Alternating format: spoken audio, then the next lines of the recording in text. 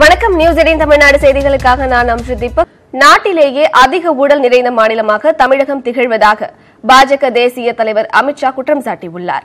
ஊழலை ஒழிக்கும் மற்றும் சட்டம் ஒழுங்கை நிலைநாட்டும் கட்சியுடன் தான் பாரதிய ஜனதா கூட்டணி அமைக்கும் என்றும் அமித்ஷா தெரிவித்துள்ளார்.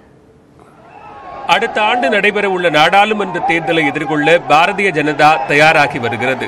இதையொட்டி தமிழகம், புதுச்சேரி மாநிலங்களில் கட்சியை வலுப்படுத்துவது குறித்து ஆலோசனை நடத்த பாரதிய ஜனதாவின் தேசிய தலைவர் அமித்ஷா நேற்று சென்னை வந்தார். கிழக்கு கடற்கரை சாலையில் உள்ள ஈஞ்சம்பாக்கத்தில் அமைந்துள்ள தனியார் ரிசார்ட்டில் மக்களவைத் தேர்தலுக்காக பாஜகவில் அமைக்கப்பட்டுள்ள தமிழக மாநில குழுவினர், நாடாளுமன்ற பொறுப்பாளர்கள், சங் பரிவார் அமைப்பினர் ஆகியோருடன் தனித்தனியாக ஆலோசனை மேற்கொண்டார். இதையடுத்து தமிழகத்தைச் சேர்ந்த வாக்குச்சாவடி பொறுப்பாளர்கள் உள்ளிட்ட பாரதிய ஜனதா நிர்வாகிகள் மத்தியில் நேற்றிரவு உரையாற்றினார். அப்போது அவர் தமிழகத்தில் பாஜக எங்கே இருக்கிறது என்ற கேள்விக்கு இந்த கூட்டமே பதில் என்று கூறினார். முந்தைய அரசுகளை விட தமிழகத்திற்கு பாஜக அரசு 1,05,000 கோடி ரூபாய் கூடுதலாக நிதி ஒதுக்கி இருப்பதாக அவர் குறிப்பிட்டார். எய்ம்ஸ் மருத்துவமனை அமைக்க 1,500 கோடி ரூபாய் நிதி ஒதுக்கி இருப்பதாக அவர் தெரிவித்தார். கடந்த 70 ஆண்டுகளில் செய்யாத சாதனைகளை வெறும் 4 ஆண்டுகளில் நரேந்திர மோடி அரசு செய்துள்ளதாக அமித்ஷா பெருமிதம் தெரிவித்தார்.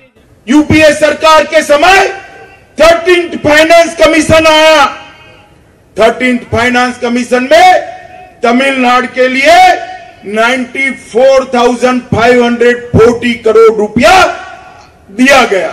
और जब नरेंद्र मोदी सरकार आई, एनडीए की सरकार आई, भारतीय जनता पार्टी की सरकार आई, तब 14th फाइनेंस कमीशन आया। 14th फाइनेंस कमीशन में 94,000 से बढ़ाकर 1,99,096 करोड़ देने का काम। அடுத்த ஆண்டு நடைபெறவுள்ள நாடாளுமன்ற தேர்தலில் தமிழகத்தில் பாஜக அதிக இடங்களில் வெற்றி பெற்று வலிமை பெறும் என்று அவர் நம்பிக்கை தெரிவித்தார். நாட்டிலேயே அதிகம் ஊழல் நிறைந்த மாநிலமாக தமிழகம் திகழ்வதாக அமித்ஷா குற்றம் சாட்டினார். தமிழகத்தில் சட்டம் ஒழுங்கை சீர்குலைக்க சதித்திட்டம் தீட்டப்படுவதாகவும் அவர் கூறினார். செப்டம்பர் மாதத்திற்கு பின்னர் கூட்டணி குறித்து முடிவெடுக்கப்படும் என்றும், சட்டம் ஒழுங்கை பாதுகாக்கும் மற்றும் ஊழலை ஒழிக்கும் கட்சியுடனே பாரதிய ஜனதா கூட்டணி அமைக்கும் என்றும் அவர் உறுதியளித்தார். हमारे सारे कार्यकर्ताओं को मैं कहना चाहता हूं, जिसके भी साथ गठबंधन करेंगे, इतना सुनिश्चित करेंगे कि आने वाली सरकार तमिलनाडु के अंदर भ्रष्टाचार न कर पाए और कानून और व्यवस्था की परिस्थिति ठीक कर तमिलनाडु के विकास को आगे ले जाए।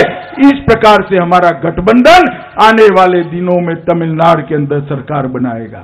ஓட்டுக்கு நோட்டு என்ற நிலையை மாற்ற வேண்டும் என்றும், தமிழகத்தில் பாஜக ஆட்சி அமைக்க தொண்டர்கள் உறுதியேற்க வேண்டும் என்றும் அவர் கேட்டுக் கொண்டார். தமிழுக்கு எதிராக பாரதிய ஜனதா செயல்படவில்லை என்று கூறிய அமித்ஷா, பாஜக ஆட்சிக்கு வந்த பின்னர் தமிழின் பெருமையை இந்தியா முழுமைக்கும் கொண்டு சேர்க்கும் என்றும் அவர் உறுதியளித்தார். வாக்குச்சாவடி பொறுப்பாளர்களுடன் ஆலோசனை நடத்துவதற்காக பிரதமர் நரேந்திர மோடி அக்டோபர் மாதத்தில் தமிழகம் வரவுள்ளதாக அமித்ஷா கூறினார்.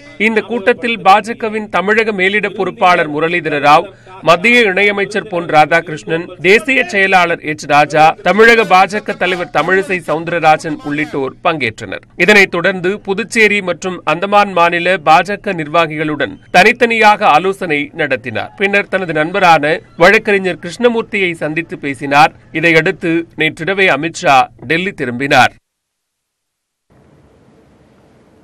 தமிழகத்தில் தனது பயணத்தை முடித்துக் கொண்டு புறப்பட்ட பாஜக தலைவர் அமித்ஷா தனது டுவிட்டர் பக்கத்தில் நன்றி தமிழகம் என தமிழில் நன்றி தெரிவித்துள்ளார்.